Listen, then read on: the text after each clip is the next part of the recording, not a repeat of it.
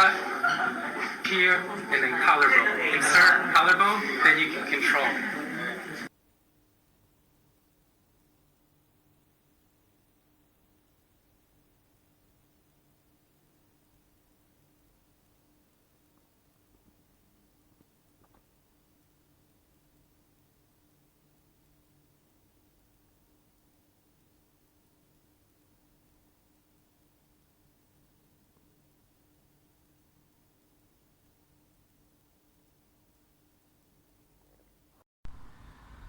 What is good, ladies and gentlemen? So this is just a quick addendum to skwealthacademy podcast number 140. At the end of that podcast, I spoke about how the parasitic ruling class has successfully ingrained a culture of self-censorship through these economic lockdowns that they have implemented that are completely unnecessary in response to COVID all around the world. And this self-censorship, at least in the study in America amongst 2,000 Americans, showed that well over 6 out of 10 people admitted that they will not speak out in defense of what they believe to be right in fear. Again, this is the big word, fear, because that's exactly what the parasitic ruling class uses to divide and conquer us, as they spread fear. So there's well over 6 out of 10 people said they don't speak out in terms of things they believe personally to be correct by their own moral compass that they have formed through the course of their lifetimes for fear of the repercussions. Now, most of the repercussions that they feared were not physical harm, which can easily be solved by training in martial arts, but it was not physical harm.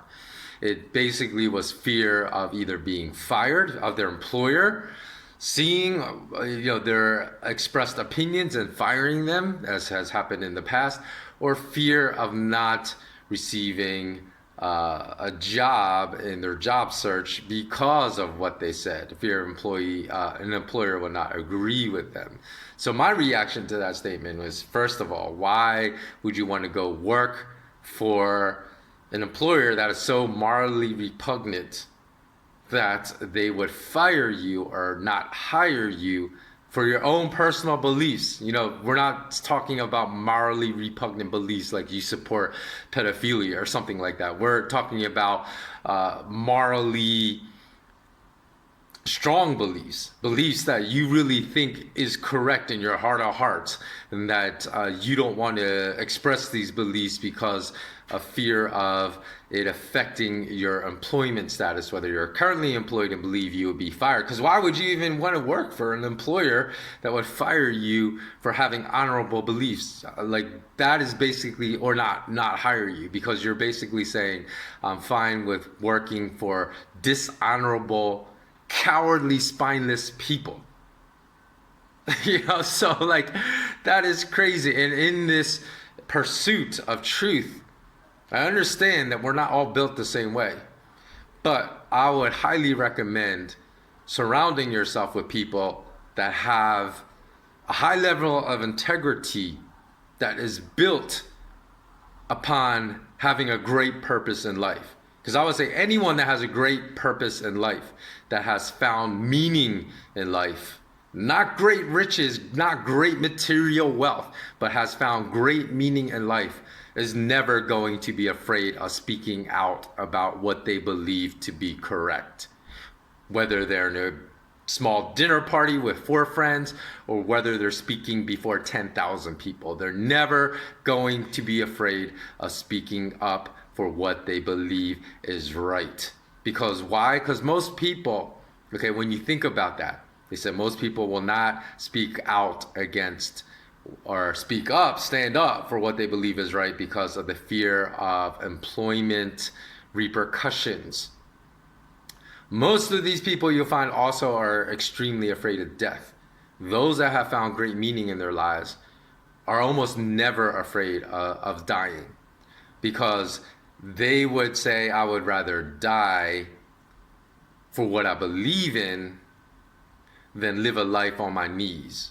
Because there's no one you can speak to today that believes, that wants to live under these lockdown circumstances where many of our freedoms have been taken away from us. There's no one, even people I've spoken to that have really been affected extremely minimally because of these lockdowns. They understand that there are people that have been ravaged in their states because of the lockdowns, even if they haven't been affected. So they know people have lost their jobs, are suffering, even if they're not suffering. So again, why would you want to live under such a circumstance in which the majority of people in your community do not have freedom? So those that have found great meaning in their life, I remember when I was in my very early 20s, I had a discussion with a friend of mine that was just diagnosed with cancer. And when you're at that point, you know, you have discussions about your own mortality, even at that early of an age. And I recounted a story, told him a story of when I was a freshman. Yeah, I was just finishing or in the midst of my freshman year in college. And I told him I escaped death possibly at one point because during spring break that year, a bunch of my friends were going down to Florida. I went to university in Philadelphia, and they had asked me to go along with them to a spring break trip in Florida, and they were all driving. Now, I'm not that tall. I'm only 183 centimeters, but I was the tallest amongst that group. And many, many times when a car was full, people would always say to me, hey, you're the tallest, you have the broadest shoulder, so you go sit up in the front passenger seat and we'll get in the back. So I believe that I would have been in the front passenger seat for the duration of that drive down to Florida. And what had happened, a drunk driver had veered into the wrong lane and had been driving against traffic, hit my friends head on, and the person in the front passenger seat died. So that could have been me. So we had this talk, and we were both talking about how neither one of us was afraid of dying. We're like, I'm not afraid of dying. And that was basically more based upon our spiritual beliefs, because we firmly believe in the afterlife. And so we believe this is just an impermanent vessel, like our physical bodies, and that our souls live on forever.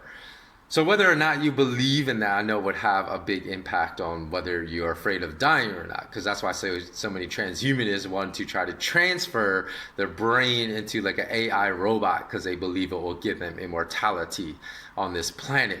But for me, I would never want to live forever on this planet. That's ludicrous to me. So, and even though I had not really, because I believe I had this discussion with my friend when we were both about 23 years old, I had not really found my true purpose in life yet at age 23. But yet, even at that point, I was not afraid of dying. So both of us were very defiant and always like speaking our mind and whatnot. And even and more so now, I'm not afraid of speaking my mind because I have found my purpose in life and found great meaning in my life. So I would encourage all of you that maybe on that fence, you know, you're afraid of, you want to say what's on your mind, you want to stand up for what you believe is right, but you're just kind of scared to, surround yourself with those people, because you will get more courage from them and you will eventually act and stand up. Not just think, because thinking and speaking up is not enough. We have to act for what is right, on behalf of what is right. That's the only way we can reinstate the kind of liberties we want in this life, because I have no fear of death, even at this point. Hey, if they're going to come for me because I am standing up for and acting up in what I believe is 100% morally correct, then I don't have any problem going out like that. But as my martial arts instructor told me, if they come for me, take out as many people as you can on the way out, which I'll be more than happy to do. So in any event, the one thing I want to give a big up to is the and this is something that some of you may be surprised, but certain elements of the U.S. Justice Department, it seems like, are actually trying to enforce justice, which is almost because the Justice Department for most of my life in the U.S. has been an oxymoron, upholding criminality, not really doling out justice. Because I just read that another banker from J.P. Morgan, Forex trader, was sentenced to 8 months in prison following the very first banker, I believe, that received any kind of prison time for their criminal actions, Mark Johnson, who was a HSBC Forex trader that received 2 years in jail. Now, I remember after receiving 2 years in jail, an ex-Smith Barney Forex trader, Daniel Mantini, said that was a travesty of justice, because even though Mark Johnson was a criminal, he said every Forex trader was committing the same criminal acts. So thousands of bankers should go to jail if Mark Johnson went to jail. So his argument was because thousands of Forex traders were committing the same criminal acts as Mark Johnson, that nobody should go to jail, because it was systemic. Everyone was doing it.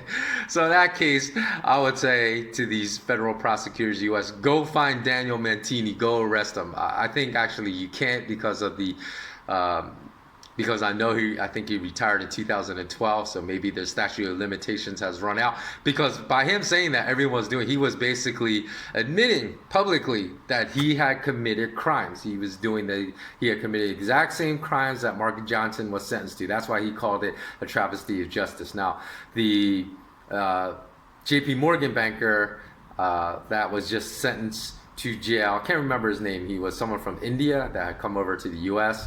and that had worked. Certainly deserved to go to jail. In fact, the prosecutors wanted 4 years. He got lucky. He was only sentenced to 8 months in prison. And so this never would have happened under Obama. So that's something I have to give the Trump administration credit for. Because as I said, even though I think the work of Trump's work, the body of his work, makes him a bad president, I will give props, because truth has no party lines. Truth stands on its own. Truth is immutable. Something that's honorable is immutable. It has no party lines. So I'll give props to his administration for going after these bankers and actually putting them in jail, because that's something that would have never, ever happened under President Obama. None of these bankers went to jail under him and spent any jail time. Now, the second banker that got sentenced to 8 months, apparently he was put in jail through the testimony of someone Cummings. I think it was Chris Cummins, Cummins, Cummins, because let's name these snakes by their names.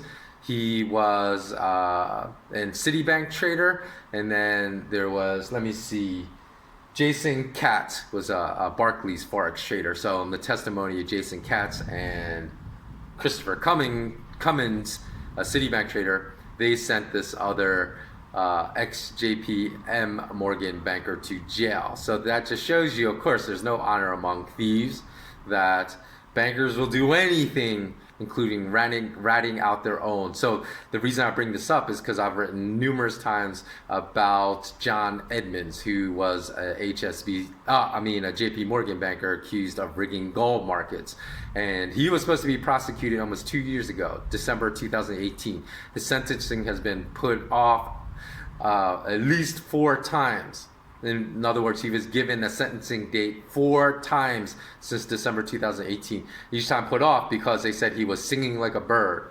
So if I were, what's her name, Blind Masters, who was the head of commodities trading at JP Morgan, who publicly is on record saying JP Morgan bankers never manipulated the price of silver futures lower, which now she's been outed as a complete fraud and liar, because there are JP Morgan bankers now that are singing right now that said, hey, we were manipulating gold prices, admitting under oath, under testimony. And of course, that they were manipulating gold prices, they're definitely manipulating silver prices in the silver commodities market, which would out Blind Masters as a complete lying snake. Because, JP Morgan bankers to this day are still one of the heaviest traders in silver futures market. So if they're manipulating gold futures prices, they're 100% manipulating silver futures prices. So I'm just wondering how many people, because this gives me hope that actually gold and silver riggers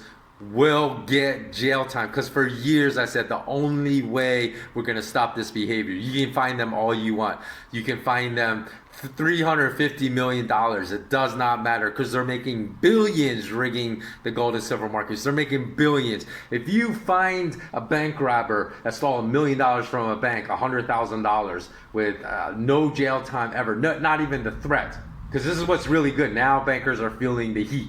They're saying, oh, look, we're finally being sentenced to jail for our criminal acts. Before, there was no possibility under Obama of going to jail. Now we're getting sentenced to jail. They're feeling the heat.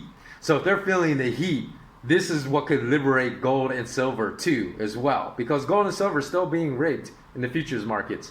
So if the first banker finally goes to jail for rigging gold markets, this will be, I don't think people understand how big of an event that is going to be. It's going to be a massive, massive event for freeing gold and silver prices to move higher. So that's what I'm hoping is happening with John Edmonds, that he's singing like a bird, that he's ratting out his fellow bankers. Because we all know, like, if I were committing criminal acts at a bank, I would be like in the past, and that I witnessed this going on, I'd be sweating a storm right now. Because I know there's not one banker I worked with in the past as a private wealth manager and private banker, like, you know, many moons ago, because I left that industry in 2005, so more than 15 years ago, like, that I wouldn't be seriously worried right now, because there's not one banker I would trust. Not one banker I would trust I work with as far as I could throw. I know they would rat me out if I had been committing criminal acts, you know, to save their own skin.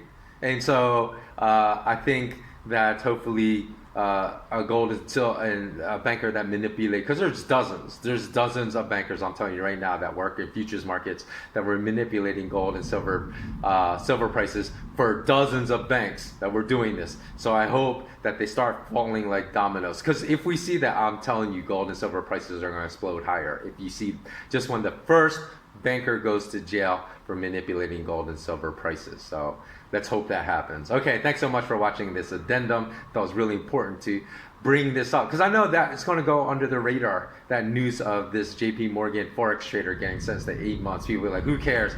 This is why it's extremely important.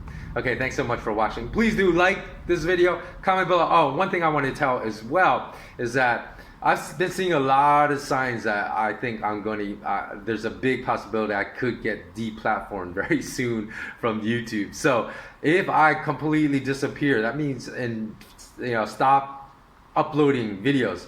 I'm telling you the reason why.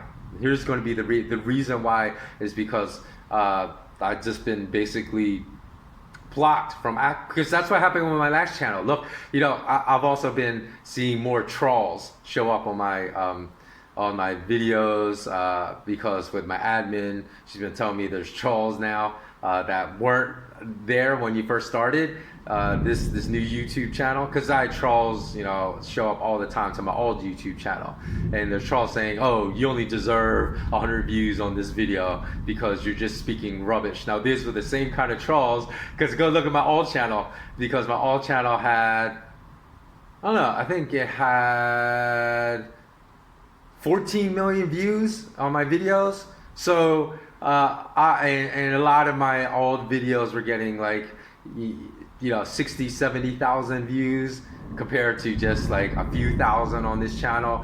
So obviously people wanted to hear my information. It was just very hard to find, and that's what's going on with this channel. So if I get deplatformed, if I just disappear, stop, you can, there's two ways you can definitely still get this information. Become a patron, and it's really inexpensive, only $5 a month. You'll get most of the information.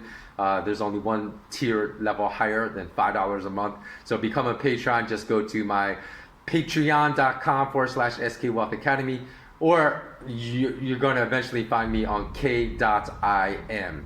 So the k.im platform is a platform that's being developed by kim.com. It's not up, it hasn't been launched yet, but when they launch, I'm going to migrate over there.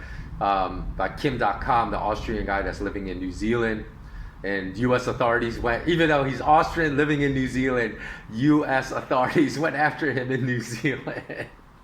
So I have a lot of respect for this guy because he keeps the good fight alive. So I'm going to migrate to his platform because he said he's sick of the censorship going on YouTube. That's why he wants to develop this. He hopes a K.im platform, which is going to be a monetization platform for content creators like me. He said he hopes it kills platforms like Facebook and YouTube that censor all the time. So if I disappear, make a note. You could go look for me on the K.im platform when it launches, because that's where you will find me. You'll be able to find my content. So thanks so much for watching. Please do comment below, like, and subscribe.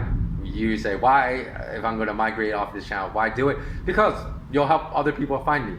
And because the more people that find me here will migrate with me over to K.im. Okay, thanks so much for watching, and always remain intensely curious. Bless up.